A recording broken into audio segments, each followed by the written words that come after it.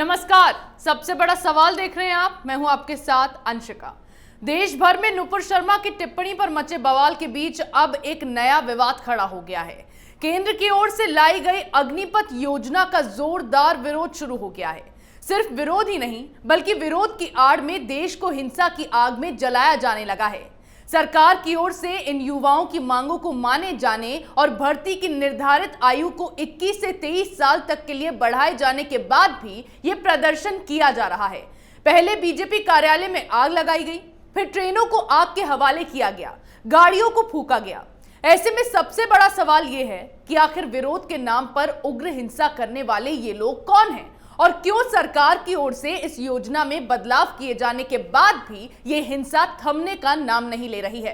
इसी विषय पर चर्चा के लिए मेरे साथ स्टूडियो में मौजूद हैं कैपिटल टीवी के editor in chief doctor Manish Kumar. Doctor साहब, बहुत बहुत स्वागत है। धन्यवाद। डॉक्टर साहब, सबसे पहले तो मैं चाहूंगी कि आप बताएं कि ये अग्निपथ योजना है क्या।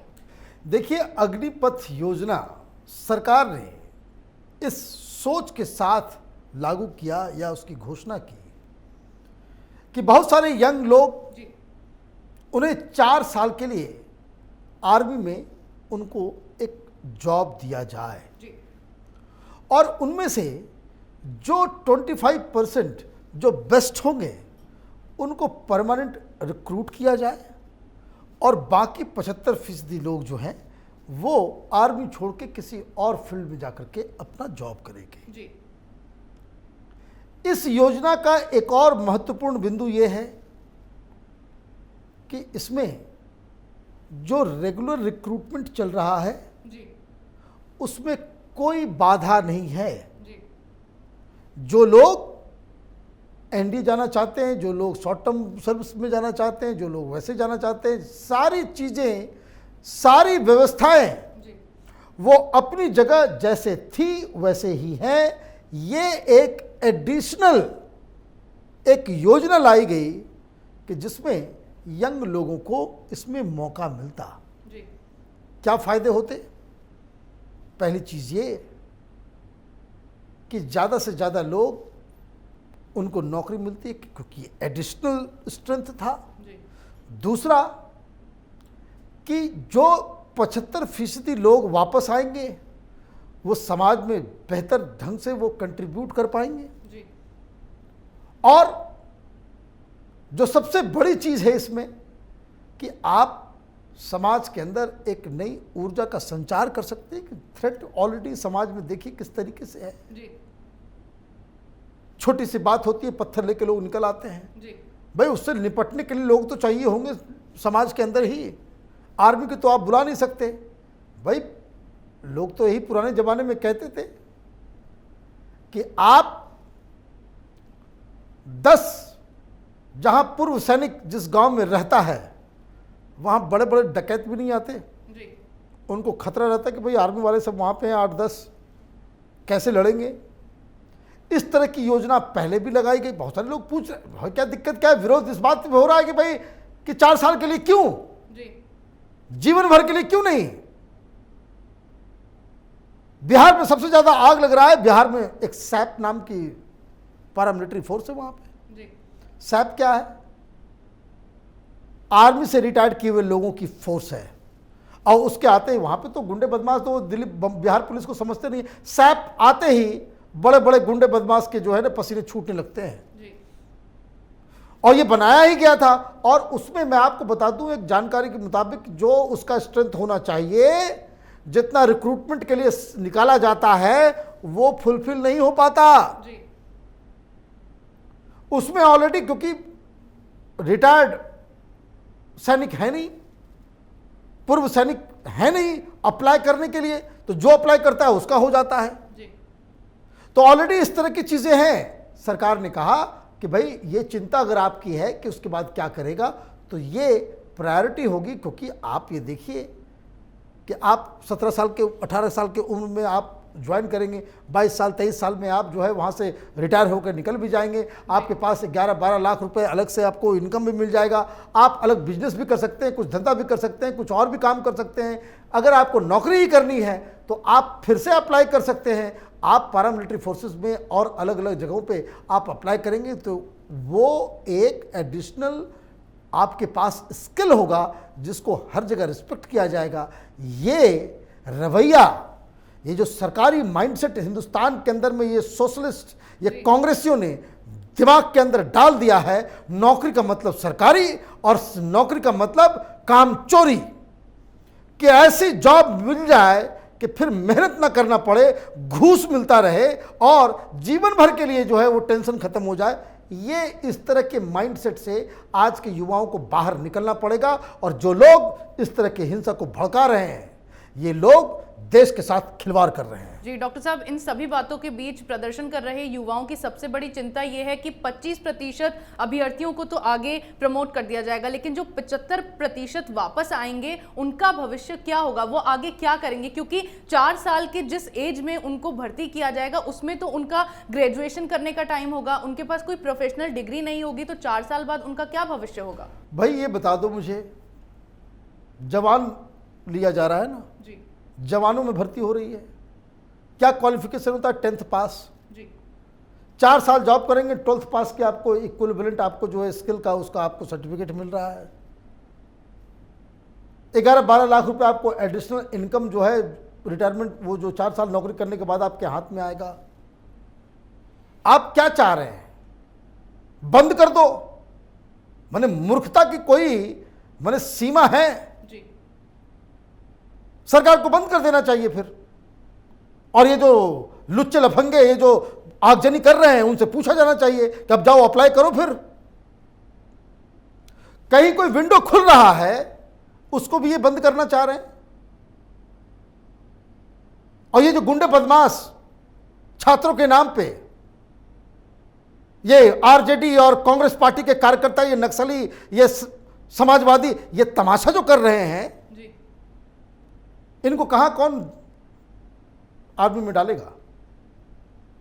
मैं तो पहली चीज ये कह रहा हूं कि अगर कोई योजना है उसमें कुछ प्रॉब्लम है तो आप उस पर डिस्कशन कीजिए, जी, उस पर आप बिंदुओं को उठाइए, अपने विरोध का तरीका आप बताइए कि भाई कि ये प्रॉब्लम है, ये प्रॉब्लम है। राजनीति शुरू कर देंगे आप। जहानाबाद से एक तस्वीर आई, स्कूल के बच्चे बस के अंदर बैठे हुए हैं, स्कूल बस है, पथराव कर रहे हैं। शर्म नहीं आती इन लोगों को? और ये राहुल गांधी, केजरीवाल, ये चिराग पासवान, ये तेजस्वी यादव जैसे निर्लज्ज लीडर्स जस्टिफिकेशन दे रहे हैं वायलेंस का। तुम चीफ मिनिस्टर रहते और ये बवाल मचता तो तुम दंगाइयों के साथ खड़े होते क्या? बिना सिर पैर की बातचीत करना इन लोगों के डीएनए में समा गया है। जी, भाई सरकार एक योजना लेकर के आ रही है, योजना नहीं होती खत्म करो। 4 साल के लिए भी नौकरी को करते हो, अपने से देखते रहो। फिर डॉक्टर साहब, अब तो इस योजना के तहत जो एज का जो क्राइटेरिया था उसको भी बढ़ा दिया गया है, 17 से 23 साल का कर दिया गया है, फिर भी क्यों ये विरोध किया जा रहा है? वो कारण ये है कि ये विरोध कोई पॉलिसी को लेकर के नहीं है। जी, ये गुंडे बदमाश, ये लुच्चे लफंगे लोग हैं, इन लोगों को तांडव करना है। और सबसे पहले तो ये तमाम लोग जो इसमें पकड़े जाते हैं, जिस लोगों के चेहरे को, जैसे भीड़ से मस्जिद से निकल रहा है, भीड़ को योगी सरकार ने सब चेहरे को पहचाना ना, जी, एक एक की पहचान होनी चाहिए और सदा के लिए, जीवन भर के लिए सरकारी नौकरी ना मिले इस तरह का प्रावधान होना चाहिए। और ये गुंडे बदमाश आर्मी में जाने लायक हैं? आर्मी को भी बर्बाद कर देंगे ये। और ये जो बिहार और जो इलाके से जो जहां से खबरें आ रही है, वहां के युवाओं को भी मैं बता दूं, हो गई आप लोगों की आर्मी की नौकरी। जी, इस बवाल के चक्कर में बिहारियों को कोई रखेगा नहीं आर्मी के अंदर। ये डिसिप्लिन फोर्स है, यहां लुच्चे लफंगों की जरूरत नहीं होती। तमाशा बना करके रखा हुआ है। फरक्का एक्सप्रेस के अंदर लोग बैठे हुए हैं, आप आग लगा देंगे? ये विरोध प्रदर्शन है। ये तो पाकिस्तानियों से भी ज्यादा खतरनाक दुश्मन हमने घर के अंदर सांपों को पाल रखा है। देख रहा था मैं एक सीन, एक गरीब महिला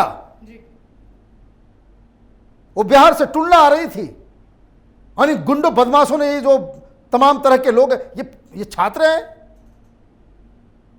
ऐसे छात्र हैं तो उठा करके इन लोगों को जेल के अंदर डाल देना चाहिए। तमाशा कर दिया इन लोगों ने। वो बेचारी रो रही है। भाई आम जनता गाड़ी के अंदर बैठी हुई आप पथराव करेंगे,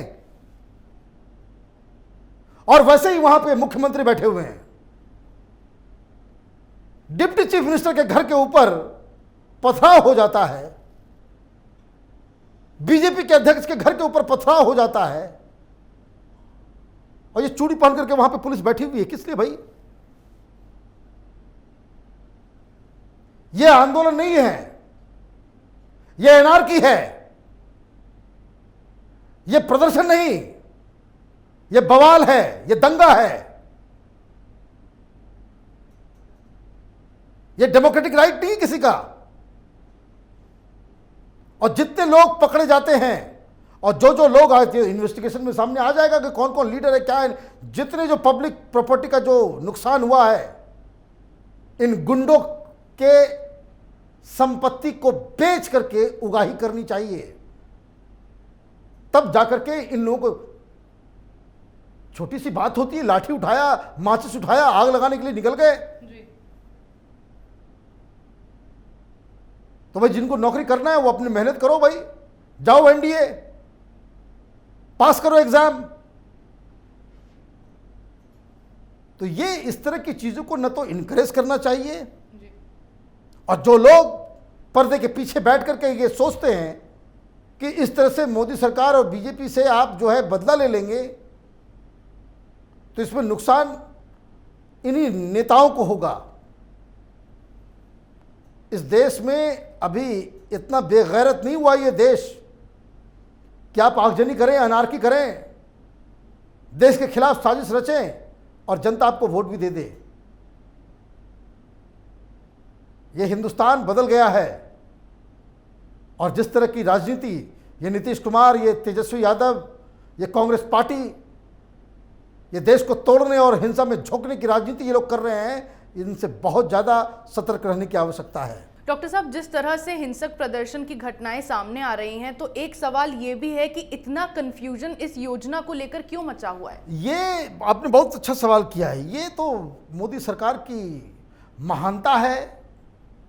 अब आप देखिए, एक अच्छी योजना आप लेकर के आते हो और बवाल मच जाता है देश के अंदर में। ये कोई पहली बार नहीं हो रहा है इस सरकार में। तो मुझे समझ में नहीं आता कि मोदी सरकार में सारा काम क्या प्रधानमंत्री मोदी ही करेंगे, बाकी मंत्रियों को कुछ नहीं करना है। ढंढन गोपाल, भाई सीए का कानून आया, मुसलमानों के लिए लागू ही नहीं हो रहा है, हिंदुस्तान के मुसलमानों के लिए लागू नहीं हो रहा।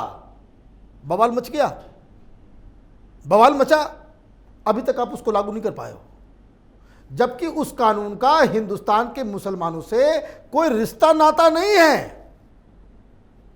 फिर आपने बड़ा बढ़िया कानून लाया किसानों का, लेकर के आए, दुनिया भर में उसकी तारीफ, हर इकोनॉमिस्ट जो है उसने तारीफ की, हर पॉलिटिकल पार्टी के एजेंडे में था जो आपने कानून बनाया। घुटने के बल रेंग करके आपको जो है उसको वापस लेना पड़ा। क्यों लेना पड़ा? आप कानून लेकर के आए, बवाल मच गया। कोई पहली बार थोड़ी हो रही है बात जी। आप इतना अच्छा योजना आप लेकर के आए, फिर बवाल में। भाई आपको मतलब एक गलती होती है, दूसरी बार, तीसरी बार, चौथी बार एक ही चीज अगर बार बार आपके साथ हो तो आपको समझना चाहिए ये मूर्खता की वजह से हो रही है। तो इस तरह तो केंद्र सरकार अगर कोई भी योजना लाएगी तो वो तो लागू ही नहीं हो पाएगी। भाई लागू नहीं हो पाएगी तो ये जिम्मेदारी किसकी है जी? तो फिर योजना लाओ ही मत। अगर आप योजना लाते हो तो पहले उसके बारे में लोगों को अवेयर कर दो। आप हर बार यही काम करोगे, हर बार यही होगा। क्यों? क्योंकि ये मैं आपको बता दूं, ये जितने लोग हैं जो आगजनी कर रहे थे, किसी टेलीविजन चैनल वालों को, इन लोगों को जो जहां पकड़े जाएं ये लोग, उनको बुला करके उनसे ही बस कागज पे लिखवा लीजिए अग्निपथ। अग्निपथ लिख नहीं पाएंगे। ये गुंडे हैं, ये पॉलिटिकल पार्टी के दलाल, गुंडे, पैसे पे काम करने वाले, आगजनी करने वाले लोग हैं। सिंपल। जैसे किसान नहीं थे, किसान आंदोलन में दलाल बैठे हुए थे, ब्लैकमेलर्स, दिहाड़ी पे काम चल रहा था। जैसे शाहीन बाग में दिहाड़ी पे लोग बैठे हुए थे, उसी तरीके से ये दिहाड़ी पे हिंसा भड़काने वाले लोग हैं। और ये बात सरकार को मालूम होनी चाहिए। नहीं मालूम है तो ये सरकार की गलती है।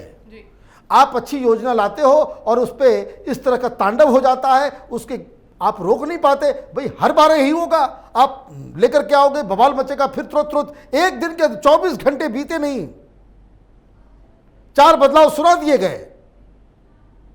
भाई ऐसे सरकार चलता है? तो इसमें सरकार की भी गलती है कि आप किसी चीज को लेकर के आते हैं, समझा नहीं पाते। भाई मैं ही अगर कोई बात कह रहा हूं और हमारे दर्शक को समझ में नहीं आ रही बात, गलती किसकी है? गलती दर्शक की नहीं है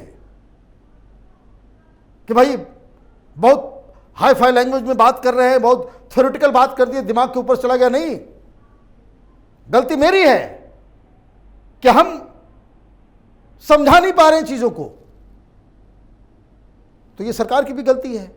जी बिल्कुल। केंद्र सरकार की ओर से लाई गई इस योजना को कुछ लोगों ने फिर से मोदी विरोध का जरिया बना लिया है। लगातार इस योजना के खिलाफ विपक्षी पार्टियों की ओर से इन युवाओं को बरगलाया जाने लगा है, जिससे अग्निपथ योजना के खिलाफ युवाओं के मन में भ्रम पैदा किया जा सके और देश में हिंसा फैलाकर माहौल खराब किया जा सके।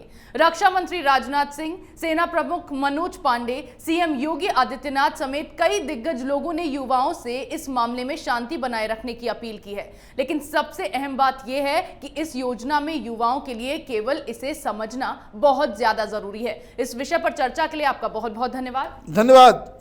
सबसे बड़ा सवाल में मेरे साथ आज इतना ही। अगर आपको हमारा ये वीडियो पसंद आया हो तो इसे लाइक करें, शेयर करें, कमेंट करें, साथ ही हमारे चैनल को सब्सक्राइब करना ना भूलें।